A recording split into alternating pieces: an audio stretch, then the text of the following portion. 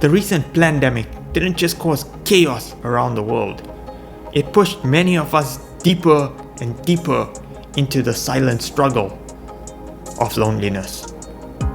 It made that sense of void so much more stronger and apparent in our lives. Because a lot of the mundane or superficial activities in our life were taken out, those superficial relationships were no longer there to fill or mask the void. And as a result, a lot of us ended up questioning our existence. Questioning why we are here in the first place, and leaving us with that deep sense of disconnect. In this video, I'm going to share with you something esoteric about the loneliness epidemic, its relationship to the recent pandemic, and how you can shift your perspective so that you can use this to your greatest advantage. Prior to the pandemic, I used to have an almost non-existent social life. But there were a lot of superficial activities and superficial relationships, almost like acquaintance type relationships, through superficial activities like I used to attend Aikido classes, I used to have in-person spiritual discourses, and these activities used to try and fill up that void, to try and mask the symptoms. In my previous video, I discussed about how addictions and compulsive behaviors also help to mask these symptoms. So unfortunately, a lot of these were helping mask the underlying and inner hurt that was taking place. But when we had the pandemic, a lot of these superficial activities ceased. And because of that, it left that deeper sense of void, that sense of questioning one's existence. And so the pandemic almost created a deeper sense of isolation. For some of us, it created conflicts within the family. It created different views, a fear of being in contact with one another. So it made social interactions, in-person social interactions, that much more difficult to deal with, and where people started to want to stay away from one another.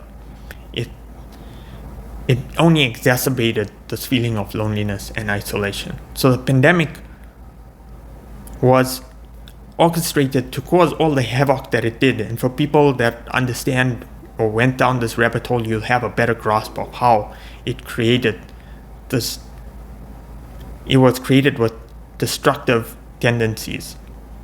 But for people who have not bothered to go down this rabbit hole, who didn't express the curiosity, who just kept on going with whatever the mainstream narrative was, they often tend to have a very cynical view towards those of us that did go down the rabbit hole. But all in all, the intention behind it was to create this conflict between the two groups of people.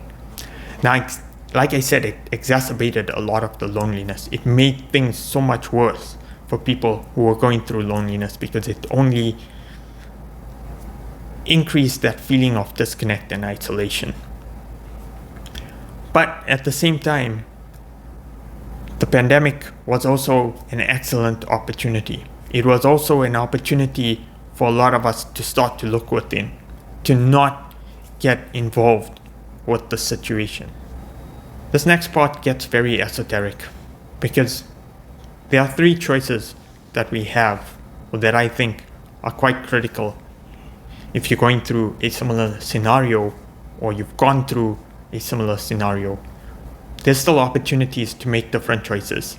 I made all these choices at some point throughout this, and I learned the hard way from having made the wrong choices. But I'm going to explain this from a slightly different perspective, because I want to share with you the energetic aspect related to it, as well as some of the deeper meaning behind how certain things are orchestrated. Now, we recognize that the media tends to hype up the loneliness epidemic, and they too recognize the connection between the pandemic as well as the loneliness epidemic. And a lot of the hyping up of this to try and bring it more and more to the surface is being done intentionally, because part of what they want to do is push us into a deeper state of fear, a deeper state of anxiety, so that from an energetic perspective, that keeps the vibration of the planet in a very low state. So, like I did mention, part of this is the esoteric element. So when we understand things from a vibrational perspective, you gotta look at the media, and I'm talking about the mainstream media, and sometimes even these alternative sources of media, and really take a step back and ask yourself every time when you do watch these, is it leaving you in a state where you feel a heightened sense of fear and anxiety, or does it leave you with a feeling of, I now feel empowered? Because it is really critical to think about how it is either sucking energy out of you, or are you actually getting energy from this. Now there are 3 areas that I want to cover as part of the choices that we can make. In terms of finding yourself within this dynamic and trying to navigate yourself out of loneliness, the one choice that you could make is you could fight this whole scenario. You could push back and you could say, I don't accept it, and everyone that doesn't have this view and who doesn't agree with what I've learned, I'm going to shut them out of my life. I'm going to push them back. I'm going to try and either want them to conform to my view, or to try and just discard them out of my life. Now this is a dangerous path to go down, because when you end up fighting with this energy vortex of people that conform to the matrix, when you find yourself in that scenario, you are sucking the energy out of your life and you are contributing it towards this negative matrix structure. You are fueling it because you are feeding into that polarization. You are allowing yourself to feel more isolated, to feel more lonely, and that is only going to have a more detrimental effect on how you feel, how you question your existence, and just your overall vibrational state. I found myself a lot of times caught up in that scenario, especially during the initial stages. But like I said, there's still 2 more choices. The second choice that you have is to conform, to allow yourself to be sucked back in within the structure, the matrix structure that is, to try and conform to what society wants you to become, to take away your individuality, so that you are nothing but a cog in the greater matrix structure. And that might fill you with this temporary sense of acceptance. But once again, there's none of those deep, meaningful connections. It's going to be that superficial nature of activities that are only masking the symptoms of your underlying loneliness, not really getting to the root cause, because you're now not allowing yourself to do the work. And yes, there is another choice. And there is another choice that I think is the one that is the most powerful of the 3. I found myself in all these different scenarios, and unfortunately, the first 2 are very destructive in their nature and will end up only exacerbating your feelings of loneliness if you find yourself in a very similar predicament. The third choice that you have is to let go, to not get involved in this polarization, to not get too caught up in the 2 different views. You have your view, you stick within your authenticity, you do your inner work to try and unfold yourself, to not allow yourself to get vibrationally lowered through alternative media that only fills you with the sense of fear, with the sense of anxiety, and not getting caught up with mainstream media that tends to do the very same thing, fill you with that fear and anxiety and lower your vibrational state, to not focus on yourself, to get caught up within this web of activities. And these are nothing but forces that tend to suck energy out of us and push us deeper and deeper into states of misery, of isolation, and of loneliness. So if we really want to take that step back and we really want to lift up our lives and focus on unlocking or unfolding our authentic selves, it's time to just let go, not get involved. If you can avoid having to speak about it, all the better. But to stick to your views in terms of who you are, things that resonate with you, but not get involved.